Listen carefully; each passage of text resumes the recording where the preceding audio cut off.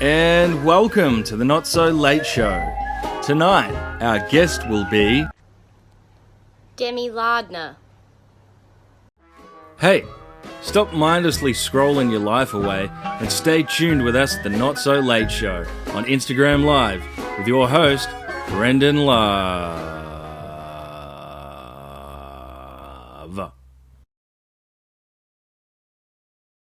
Welcome everybody to the Not So Late Show.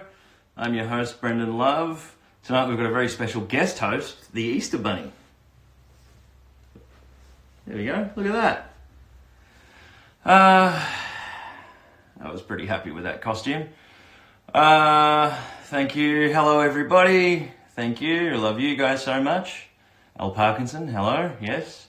Jimmy Breslin, hey mate, good to see you again. Hope you've been playing your guitar. Not a lot to tell you about this week, I'm going to be honest. There's things have been a little... Kyle Lionheart. I watched your Isolate the other day, mate. It was incredible, and I thought I made a rather good, funny comment, and you didn't get back to me, so there you go. But yeah, things have been slow around the old Not So Late Show studios this week, so I haven't really got much to report on. But the only thing... So again, North Warrandyte residents, it's yellow bin night. That's the recycling bin. Yellow bin night tonight. And as always, everyone let me know what bin night it is in the area you live in. So hello from Colorado, hello from Germany. Let us know what bin night your bins go out and what week it is for the colour, whether it's recycling or whatever. I'm sorry, I was in the moment. I'm going to go look for your comment. You're damn well better, Kyle. I tell you what, for anyone who doesn't know what I'm talking about, Kyle Lionheart is an incredible musician and friend of the Teskey Brothers, and he took part in a online music festival that's been happening called Isolate. ISO-AID. Clever title. And so any fans of the Teskey Brothers, if you're interested in checking out some of our friends' music or just more Australian music, definitely check out that festival. It's actually happening right now. The whole concept of it is you go on Instagram, you look up who's playing, you go to their page, you click the live thing, they play for 20 minutes. Right now I think Donny Benet is playing. I wouldn't be upset if you went and watched that. You can always come back to this or whatever you want. But anyway, it's a really cool festival, and the whole idea of it is that, I mean, obviously everyone is struggling through these times in every vocation, but this is basically raising funds for an organisation called Support Act, which is helping musicians and anyone in the creative industry basically get through these times. So check that out, and thumbs up, Kyle. Always good to see you, mate. Sunshine Coast, Monday night is recycling. It's 90% craft beer cans. I don't believe that for the Sunshine Coast. I reckon it'd be more like 4X or something, wouldn't it? Or is that a Brisbane thing? I don't know. Hello. Anyway, I've talked enough. I've got nothing. Normally I prepare something, but I've got nothing for you. But luckily we've got a magnificent guest this week, or tonight, that hopefully we'll have lots. But it's also cool because it's the first time the Not So Late Show has had a comedian on. So I think during these times, what could be more appropriate than a few laughs? Kyle Lionheart, can't wait to see you in the flesh again soon. Me too, brother. We're all just sort of sitting around trying to do the right thing, be socially responsible, stay at home. But yes, as soon as it's safe to do so, you'll be the first one that I find. I'll fly up to Byron or wherever you live, stalk, or find your house, come in there, and I'll give you a big old hug, mate. And we'll see you on the other side. Thursday is recycling for Brisbane, so that's good to know. Anyway, okay, so let's get on to it. I'm going to do, as I always do every week, tell you a little story about our guest. It never works. Let me tell you a story. Oh, Clarice didn't like that too much. Just pretend that happened really quickly. I want to do it again, all right? So, I'm going to tell a story about this week's guest. Let me tell you a story. Very good. Demi Lardner started out at just age 15 and has become an unstoppable force in the live comedy scene.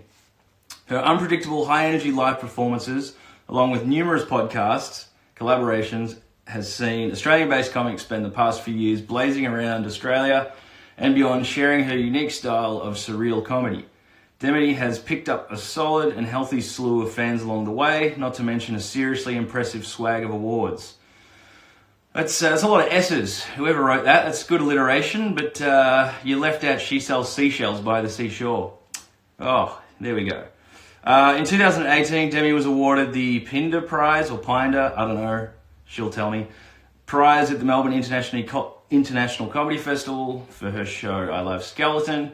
She was also awarded Best International Show at the New Zealand Comedy Festival and Director's Choice at the Sydney Comedy Festival, as well as a nomination for Best Show at the Edinburgh Fringe Festival for her show Ditch Witch, which is one that I saw last year, I think. I can't remember. I think that was the one I saw. Anyway, let's get her on if we can. I'm going to go to the request thing. Am I back? Yeah. I'm sorry, I've switched to my data. Look how beautiful. Look how many pores. Yeah, well, that's a lot clearer. Yeah, I'm using my phone. 100 gig of data. Get onto Telstra, or don't. They suck. Hey, what do we do here? What do you want me to do? What kind of hot content? What kind of beautiful, let's pretend I'm Shrek and milk the slime out of me. What do we do? What do you want? Milk the wax out, like milk the ears, and then the wax comes out. Yeah, I don't know whether so you know how some people have like putty that they play with because of their anxiety. That's all actually milked directly from Shrek. So I bought a flute that I don't know how to play from a store that sells mostly incense, and I've learnt to play a song on it. Do you want to hear it? I do, yeah, go on. All right.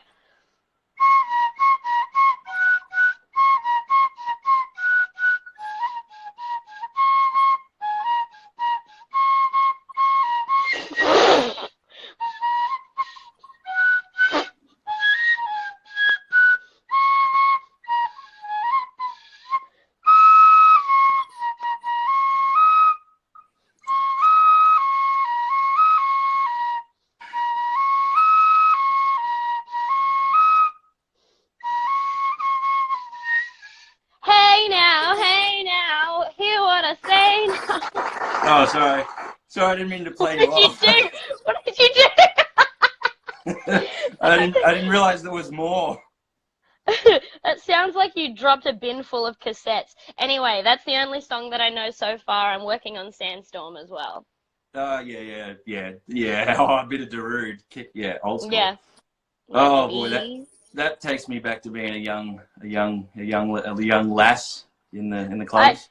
Oh yeah, I saw the Venga boys live once, and they were oh man, it was exceptional. They were playing, you know, the classics, but they kept doing the horn like in the middle of all the songs, like, oh, gotta get them horny for that one song that they like.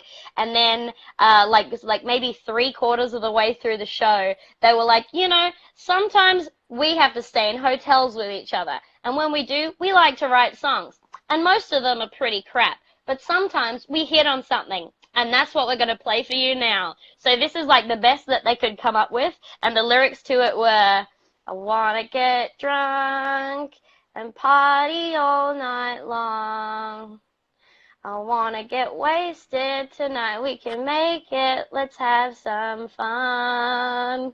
And from that moment on, it became my favorite song of all time. And the first time they played the chorus, I memorized it so I could turn around and sing it directly into my friends' faces so they would think that this is a song that I play all the time to sleep to. Yeah. Were you there? Was everyone there just like, play the Venga bus already? Play the one about the bad small train. It's what we want. Yeah.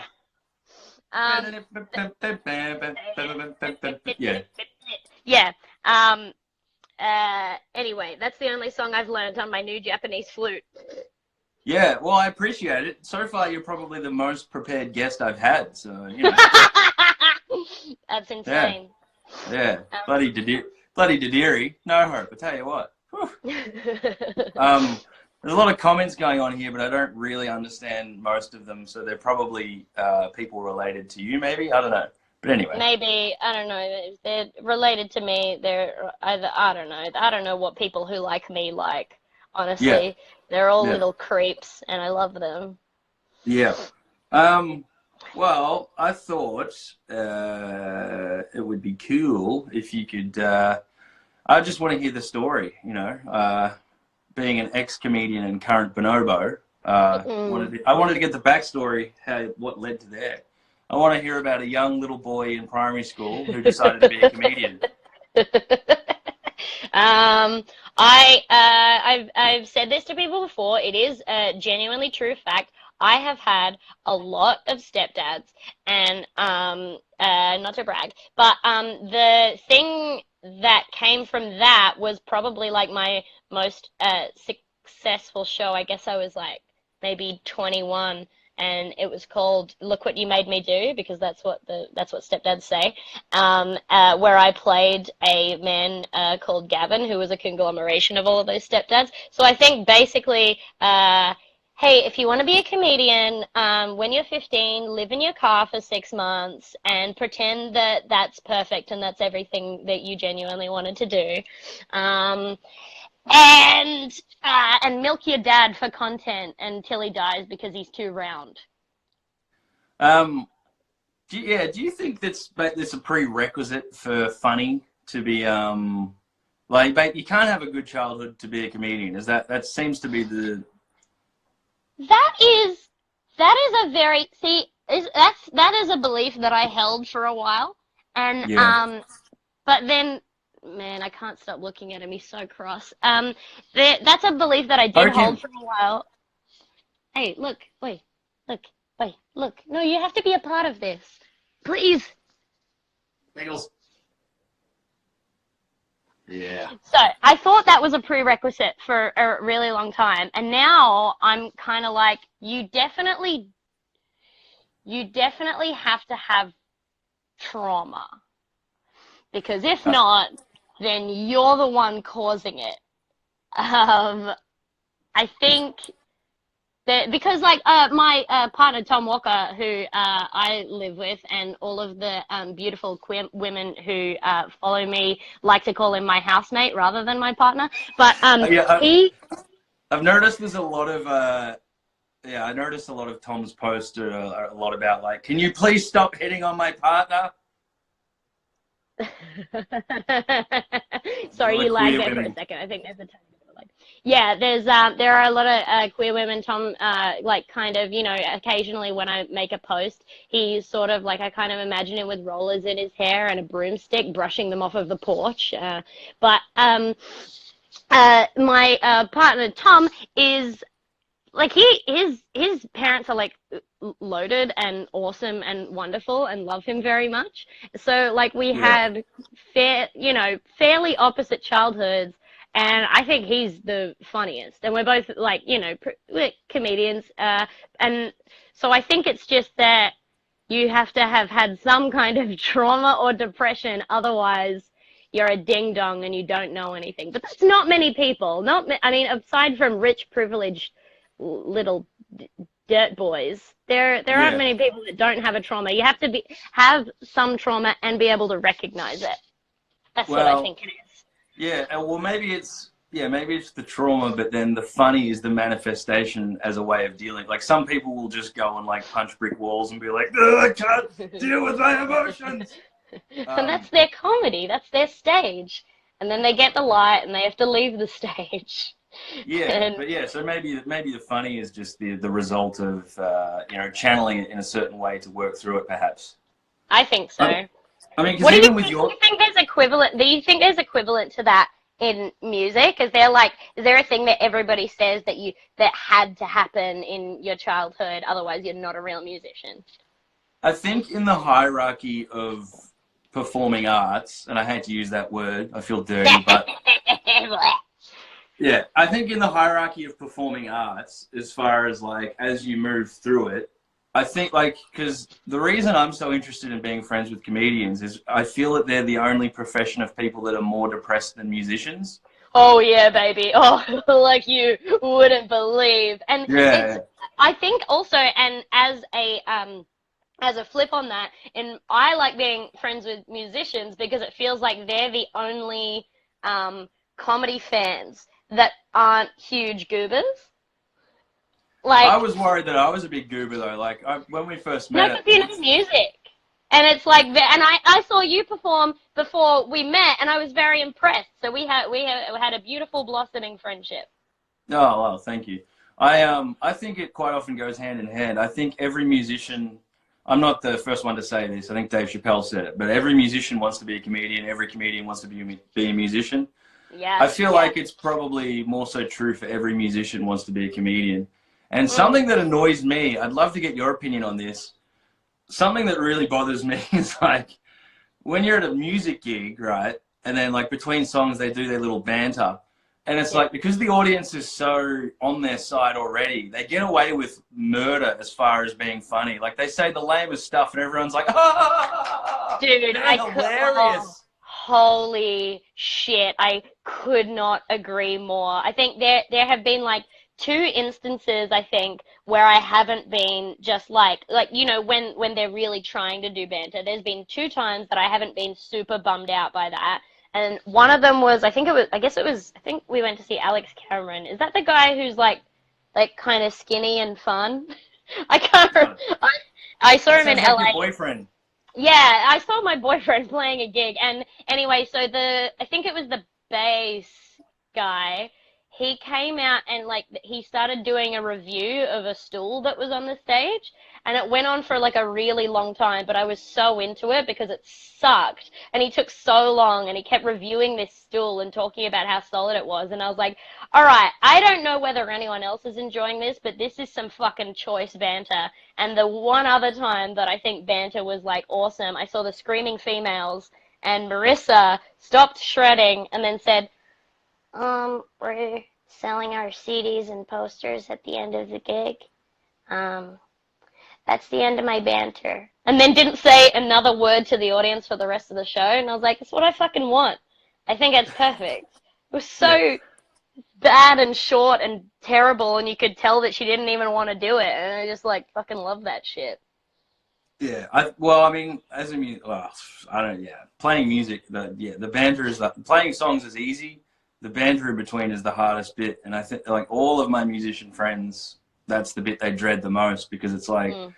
I don't know, just listen to the song and you'll get it. I don't know, yeah. So that's Weird Al doesn't do banter. All that he does is invite all the 60-year-old Christians that have been listening to him since the 80s to come and try and be my mother for 2 hours. Have you ever listened to his poker music? Like he actually plays like polka. Oh, yeah, baby. And also, like, I bought the VIP experience. So when I still lived in Melbourne, I bought a VIP ticket to Weird Al. I don't know where my Weird Al shirt has gone, but it was like that one that was like a communist. It was like the whole theme of the show was like, we're communists now. And I went in there and it was like I was wearing a Hawaiian shirt and it was everything that I ever wanted. It was such a fucking good show, and he is so old. He is like Yeah. a billion years old, and I can't believe he had the energy to do that whole show. I remember when the Eat It parody came out, the Michael Jackson Eat It. I remember when I was Yeah. young just thinking that was like the height of genius. Like nothing Oh could my be God. funnier. Me too. And I still remember all of it. Did you enjoy David's penis there and balls? He doesn't have any I've balls never to seen a respond to the cat's pet owner. I've never seen a cat's penis and balls. And I Do you, like do you think it's against Instagram rules for me to show you? Because, like, it's aren't they weird. all aren't they all like tucked up and stuff though? So, like, I think, like, they must come out. I think cats' penises are the ones that are kind of like, not forked, the opposite to forked, the one that looks like the arrow, like an arrow, like that. All right, okay, David, just please don't hate me for this. All right, so you see that, David? Please, no, you're being disagreeable. All right. Oh, he did not like that. I'm sorry. Let me pat Yes. you to make it up to you. Stop So, hassling this sweet boy. so basically, it looks like a fold that oh, basically it kind of looks like, all right, so imagine one of his eye sockets on its side. Basically Yeah. like it's kind of like a furry, it's like a vagina. It's like a Yeah. human vagina, and then cat vaginas are like kind of a cat butthole. So they like the lady cats like have two buttholes. Barbed, that's what I meant. Thank you. Someone just wrote barbed. Yeah, it's barbed, not an arrowhead. Um, like a Native American burial ground is what my cat's anus looks like. But it's like a little weird empty hamburger. Oh, well, it's yeah, well, that's good to know. I look at Clarice all the time and I'm like, I don't understand. I'm like, puppies came out of you. I don't get it. Yeah. How? Did you ever have you ever seen a dog birth? Yeah. Were you like in the room for it? Um, yeah. I remember when I was little, we had like little dogs, and they would always mate with each other, and Oh, we had like a kennel, and one was giving birth, and I remember getting out the little pups and kind of having to like, some wash of them them off and were, shit. Yeah. yeah. I remember one time watching a what's the one that's not a Great Dane that is a German Shepherd give birth, but it was like my sister's dad had to like get up in there, and I was like, dude, I don't even know whether I would want to have anyone watch me fist a dog, even if like you're taking shit out rather than just putting it in. I think it sort of sucks still, but he still like did it in front of us, and I was like, I am 7. I did not want to have seen this many dog pussies by this age. Yeah. Yeah. So much for the bird and the bees talk. It's just German Shepherd birth. Yeah. It's just the dog and the flaps, you know. Um, he's never Um, kissed it before. I'm sorry for trying to touch your penis, Dave. Really yeah. am. Mwah. If there's one thing that also, like, because I like to be friends with comedians because it makes me feel better about myself. Uh, the other thing I like about you is it's like I feel less weird about being as obsessed with my dog because I feel like you're as obsessed with your cat as I am with my dog. So. Completely obsessed with my cat, and he doesn't even really do anything. Like occasionally we'll just be kind of like waking up and being in bed, and he's like slept on my neck all night, and he'll just like make a sound that's like "Brrr," and we both basically scream like it's never happened before, and like it's the best thing that's ever happened to us. I can't get over it. And I know it's not, hey guys, I know it's not like funny or cool to love your cat because everybody loves their cat, but I fucking love him so much, and I can't express how much I would murder anyone who had an unkind thought unto him. I just, and plus, yeah, and I appreciate all the bath videos that I get of your dog, No, because well, she is, she's so patient. She's so she patient is. and accepting. Yeah, well, I mean, she's just like, she's right here in her bunny suit, just, Mm. not a care in the world. Oh, look at her! Grrr. Oh, God. Yeah. That's so So you nice. can, she's good fun because you can do whatever you want, and she's very tolerant. And I live alone, so there's not much else to do except dress your dog up and, you know, pretend to have Yeah, friends. David he had to get blood tests done because he is 13, and that is not a young cat, but he's in very good health. But we got him blood tests done because he forgot how to shit, so we have to like mix Metamucil into his food every morning. If anyone wants to get on my Patreon and give me some Metamucil money, I would not be against it. BigSoftTitty.png is the name of the Patreon. Anyway, so David had to get his neck shaved to get the blood out, and they had to shave him on both sides because apparently all the veins were like too horny to be stabbed on one side, so they had to shave both sides, and you can't tell anymore because it's grown back, but it did mean that I bought him a lot of like business ties and one bib that, because he also drools like a tap, he has one bib, and it's just a little pink baby's bib that says, "Someone I love very much went to Australia and brought me this t-shirt." So I like to put him in that and mop up all his slime.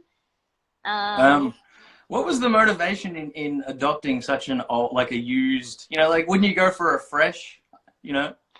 Oh my God, guys, it's so much better to get. Like kittens are really good, you know. You can train them to be okay with all types of shit, but like he's so grumpy, and then when he's like happy with you, and like his trust means so much more. Like he will sit with his back to you, and I'm like, you love me, you trust me, you little shit, you yucky little piece of shit, you bastard, you fuck man, you love me. And I just get so excited by that.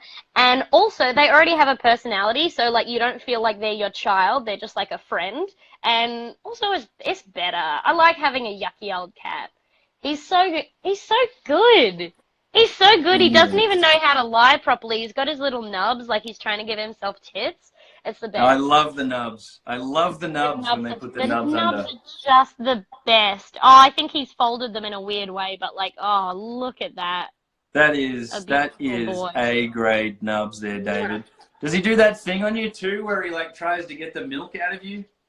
Oh yeah, and like when he does it as well, because he's like they do that when they're like kind of content, and they're like, yeah, I'm trying to get milk out because I'm a fucking idiot, and he does it, and then because he's so chill, he just starts drooling, and like so much spit comes out of his mouth, and then as soon as he starts drooling, he presses his mouth up against like the quilt, so he's just going like, like trying to lick my bed's nipples like he's gonna get like bed milk out of it. And Yeah. he never like it's so funny to me that they never get milk, but they don't stop trying. They're like, well, Hmm. maybe this time, 58 times the charm.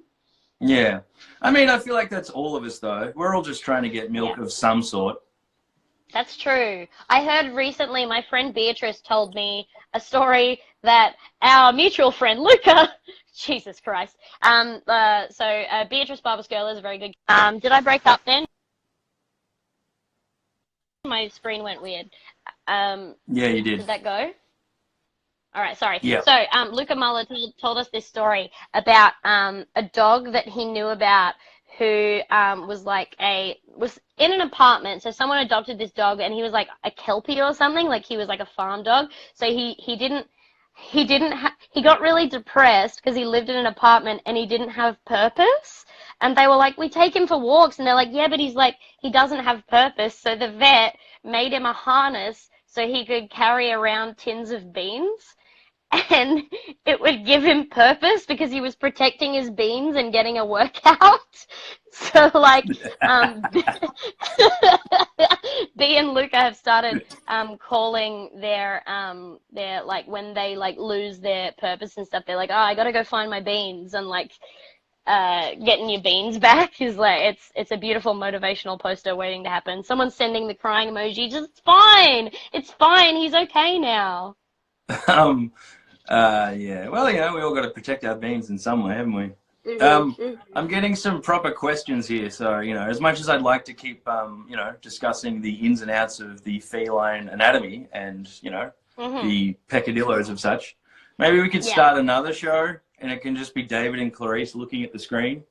That's a very good idea.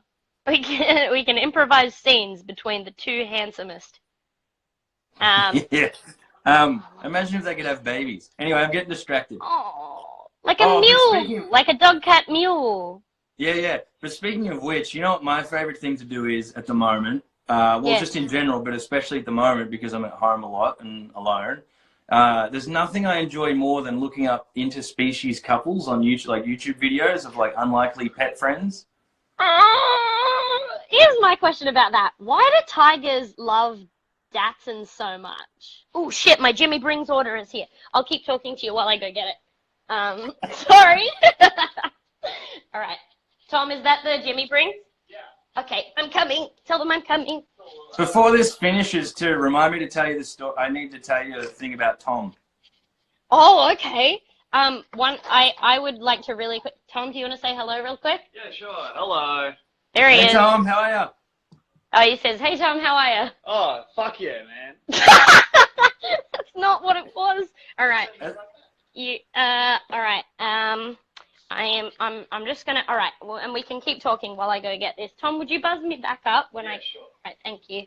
Whee, I love you. Goodbye. Love you, goodbye. All right, well, while you're walking, somebody sent in a serious question. A fan, I have questions that come up, you see, Demi. Oh, yes. The question was, can you ask Demi what the worst and best show she's ever done has been? Oh, I've ever done.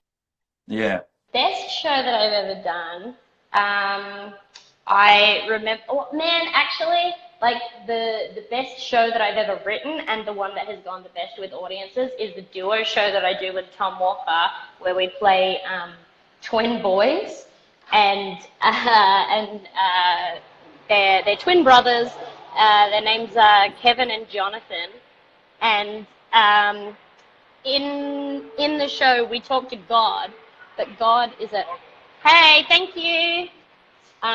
But God is represented by a giant projector screen showing a video of just my vulva with eyes photoshopped onto it, blinking out of time.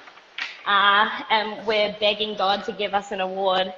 And at the end of the show, I pull a tiny award that we've made out of my vagina on this giant projector screen. It was really weird for my manager to have to send an email out that said, hey, everybody who's bought tickets so far, just so you know, now there is extreme nudity and sexual content in the show, and have everybody kind of stew on what that would mean for 2 weeks before they saw it. Yeah. Yeah, because I went and saw your show last year at the comedy festival. Yes. And you know, like, I like to think I have a healthy sense of humor, but I found myself, even me, being a little prudish. I was like, oh. You mean because of the ending? Yeah. Yeah. I mean, it's not. We don't have to. I mean, it's a spoiler, but like the show's already done, and might I say, won some awards. But also, the end of that show was just that I would get someone to be a plant in the audience and scream at me to get my tits out, and everyone thought it was real. And then I would get my tits out, but I had 6 nipples running down my body, and then they would take their shirt off, and they would also have 6 nipples, and we would both dance to the Art Attack theme. Yeah. Which is like, even for me, I'm like, man, this isn't comedy. Nah, it was good. The thing was, though, is, I mean, I really wanted to ask you about it, but I wasn't, I didn't want to ruin it.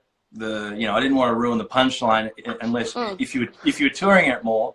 But I really wanted to ask whether, because when that happened, I was like, I don't know, like, I feel like I'm pretty switched on. I was like, yeah, okay, this is a thing, right?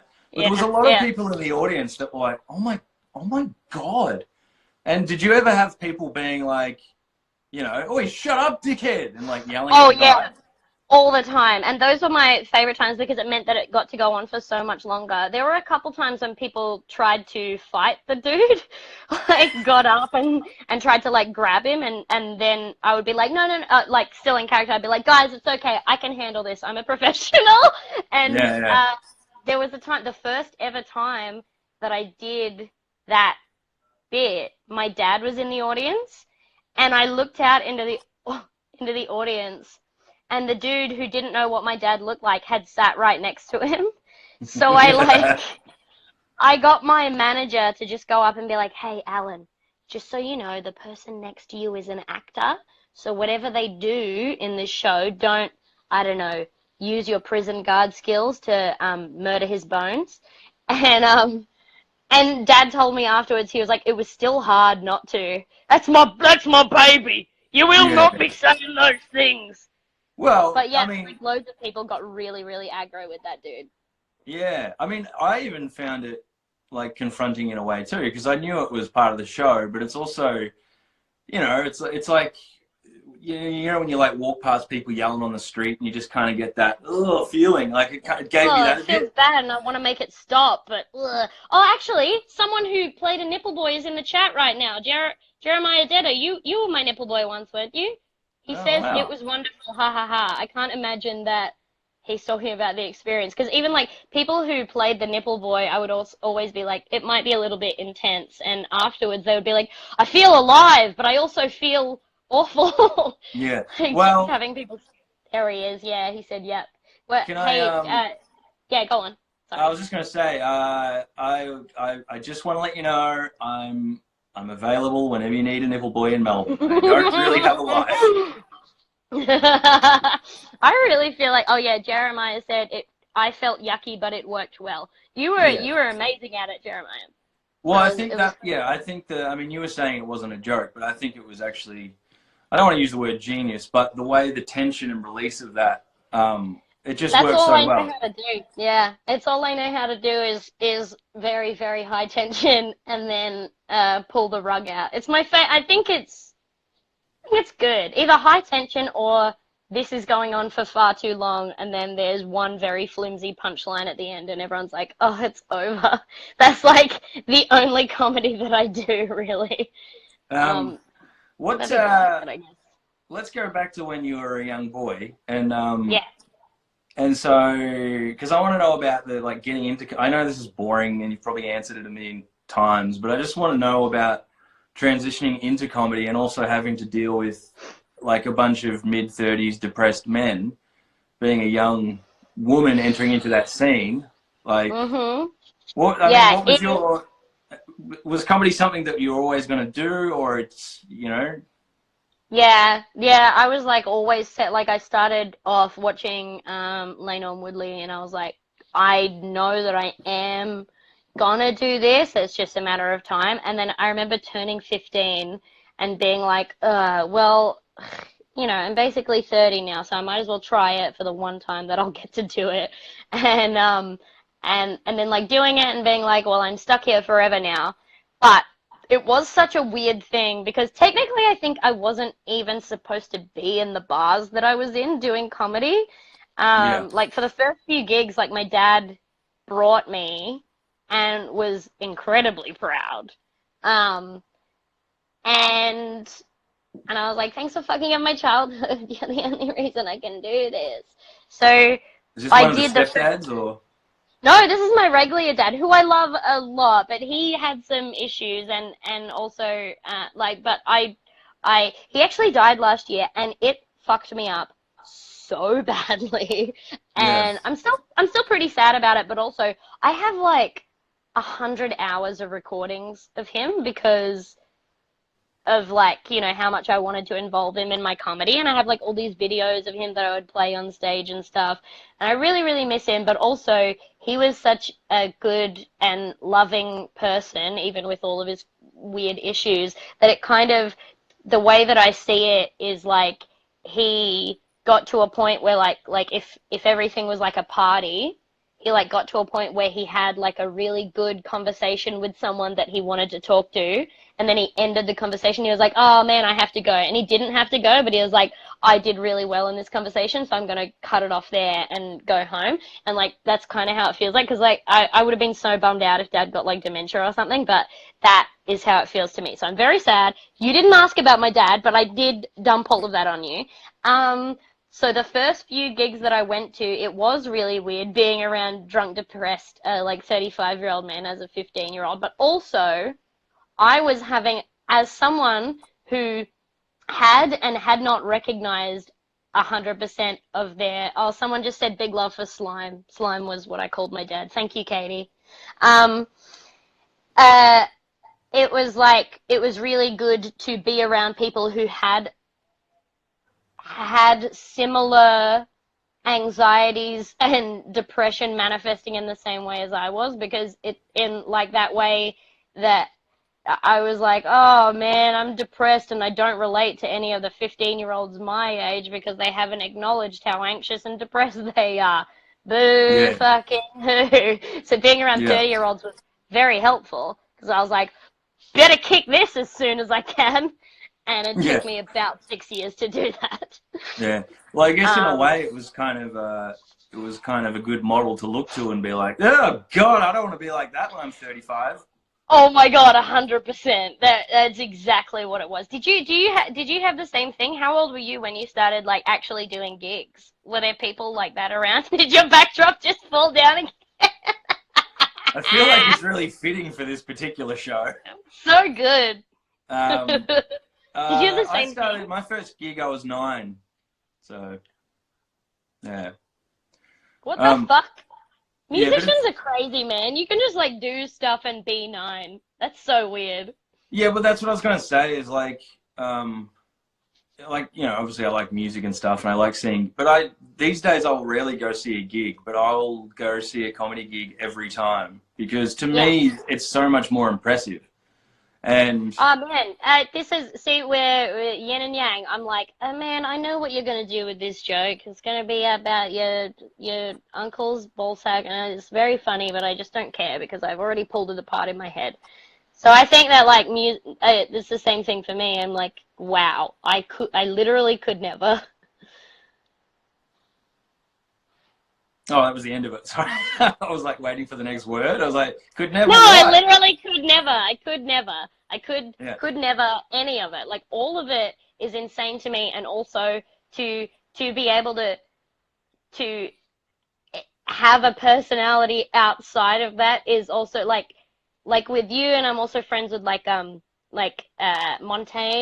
Oh, bloody da, mate.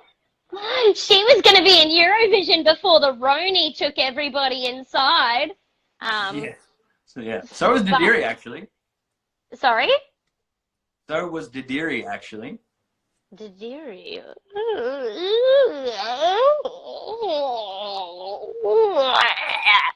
So, but the thing I wanted to say about Montaigne is it's so good to know that, like, I would see her and be like, oh my God, amazing singer, amazing talent, and then meet her and she's a giant fucking nerd. And it's so good to know that, like, there's something else there. She's not just, like, cool and on stage and knows how to use her voice and manipulate stuff in that way. She also just knows way more than I would care to know about D&D. But also she will just talk to me about it and I'll be like, I'm interested in your hyperfixation. This is good. Same with you about how I love looking at your dog and your interest in your dog. Also, you started playing a guitar on your lap, and that's not traditionally the way that you play your guitar. This is true. But that's this very show is interesting to me, and I don't. I know, but I just wanted to say that I'm just saying I'm just very impressed, and I wish I knew how to play any instrument. But I liked watching that video also. Oh, well, thank you. Well, here's my take on it. Shut up for a second. Okay. Yeah, you've had your turn. I now have the talking cup. By the way, like, eat your dinner. It's getting cold. Don't be shy to, you know. No. That's more alcohol, honey. Oh, right. really living up the comedian stereotype, aren't you? Yep. Yeah, baby. I don't remember the last night that I haven't drunk. So. We're running out of time because I had all of these, like, you know, probing Andrew Denton enough rope questions, but I've been having too much fun with I can him. answer really quick. If you wanna, we can do a speed round near the end if you want to. No, that's okay. Shut up. Okay. So, so the thing is, what we were just talking about, like music and comedy and blah blah blah blah blah. For me, I think learning an instrument, like, anyone can learn an instrument, but not everyone can be funny, I think. And there's a difference between humor and comedy. I don't know how you feel about that, but it's like, we all have a friend who's funny, right? You know, they're the life of the party, they're funny, but they're not a comedian because it's two very different things. Like, comedy is a craft. It's not as simple as just being a funny person or whatever.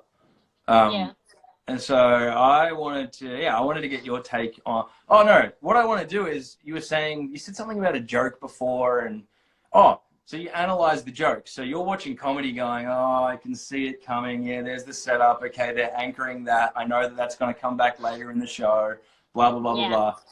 I kind of do the same a little bit because I am, like, more than music, I probably obsess about watching comedy and, like, trying to break it down just because I always wanted to do it, but I never could because I wasn't funny or talented.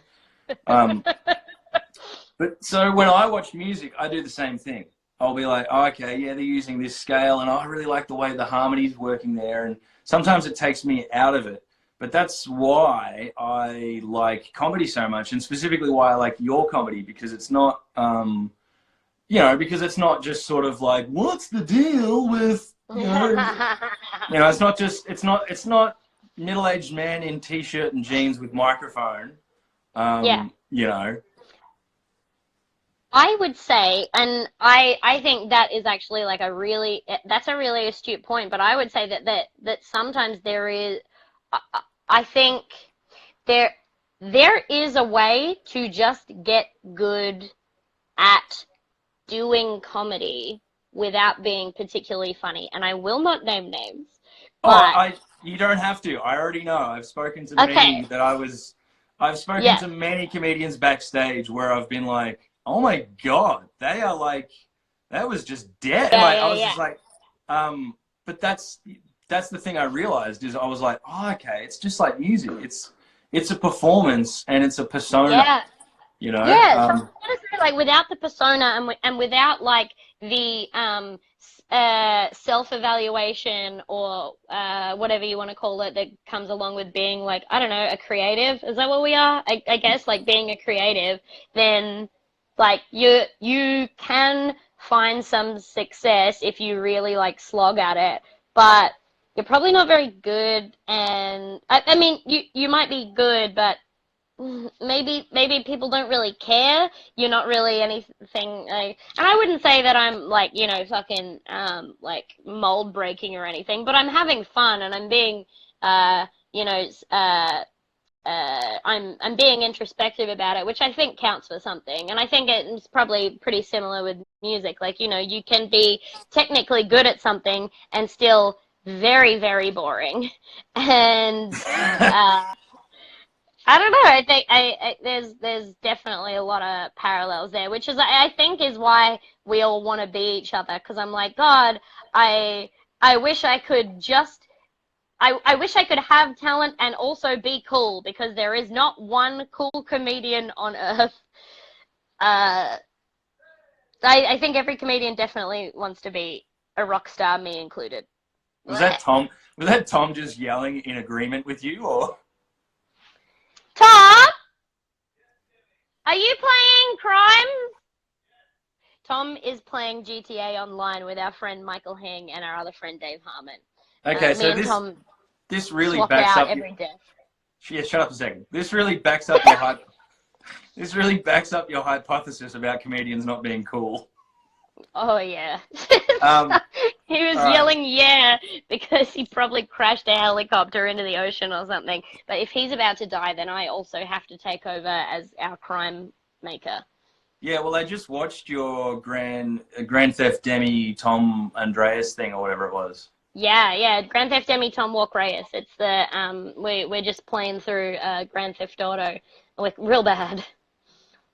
Well, before we run out of time, Yeah. everyone watching who enjoys Demi or feels like a laugh, Demi and her incel partner. They have a podcast together, and it's called Big Soft Titty, and it's hilarious. I was listening to it. I listen to it all the time. I was listening to it the other day, and I literally spat out. I had this cherry juice, and I spat it out. I messaged you I messaged you about yeah, I remember. It was about a self-suck rainbow party about a man who just bought a bunch of lipstick to have his own rainbow party. That made me feel very validated, because it was like that was almost like that thought came to me like almost in a dream. I like sat bolt upright and was like, I have to tell someone. I feel like when I listen to your podcast, to me it sounds like your podcast sounds like what I reckon band rehearsal sounds like, as far as trying ideas and then being like, you know, you'll say something, and I know in the back of your head you're going to be like, that is so going in the show later. Yeah. Yes. Yeah. It really is. I mean, and also I think me and Tom have worked together so like intently, and also lived together. And now that we're in like, you know, not quarantine but isolation, we are only spending time with each other, that we know exactly what the other person is looking for in terms of yes-anding. So it just look, for everybody listening or watching, it's not a good podcast, but it will be fun. It's a bad thing to put in your ears, but you should do it.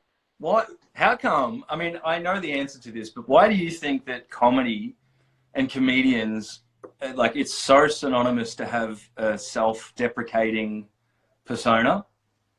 I think it's two things. It's the personality type that we are, which is like, man, why did everybody be so mean to me when I was a kid? It's affecting me in my life. And then the other part of it is like, man, I can literally like roll out of bed and bread and just go to the club with my trackies on and no one's gonna say shit. My job is nothing. It's those two things together. Like there is a comedy club across the road from my house and I've been there in my pajamas before and performed and nobody says shit because they're like, oh, you stinker. You know, it's the illegitimacy. She's just being funny. Bro. Yeah, oh, she's being silly and ironic. No, guys, I'm being severely depressed. So.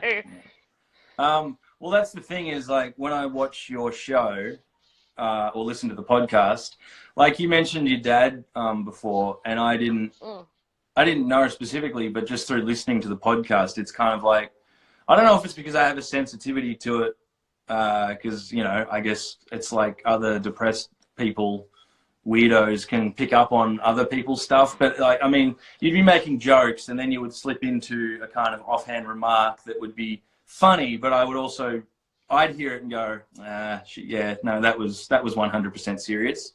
Oh yeah, totally. And in my opinion, truth in comedy is like, I like to do it a lot because once it's something that you've kind of dealt with and you're not like, I don't agree with comedy as therapy. Like, you know how some people just get on stage and they haven't dealt with something and they'll like put it out there and it's like, oh, you're just making us deal with this. Why don't you deal with it and then you can talk to us about it after.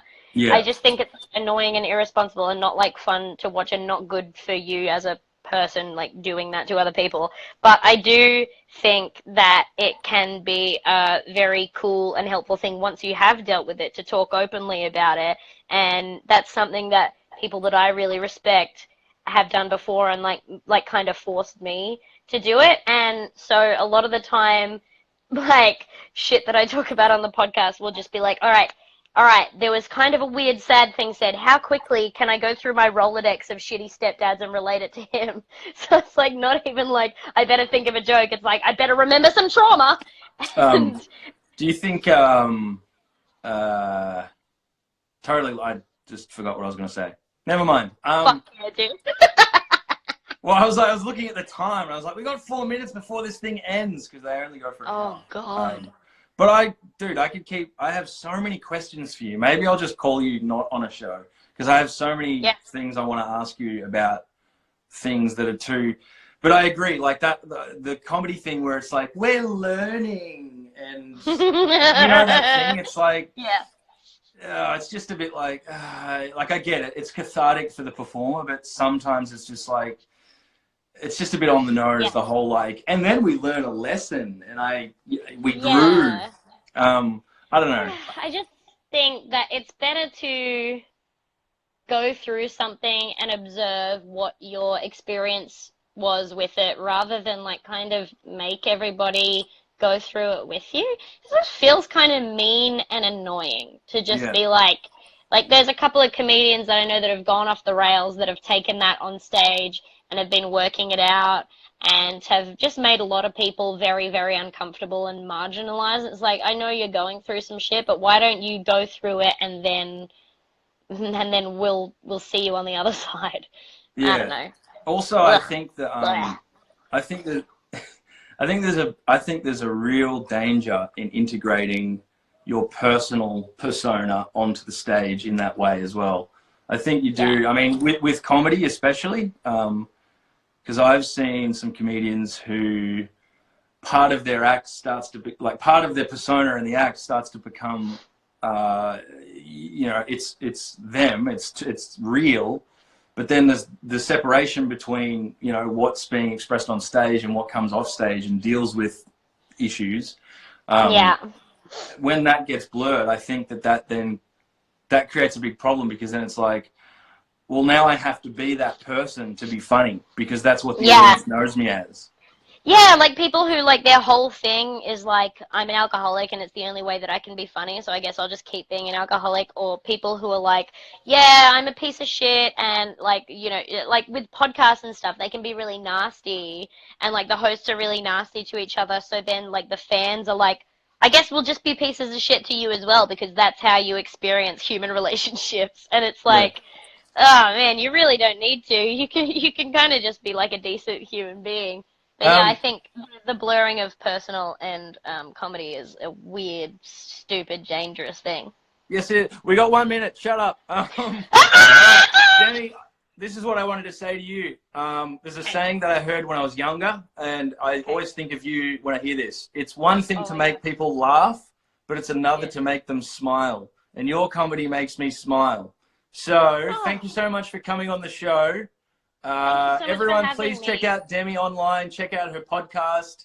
It's a hard time for everyone, musicians, comedians. So check out her merch, buy things, help her buy cat food for David if you love him. Yeah.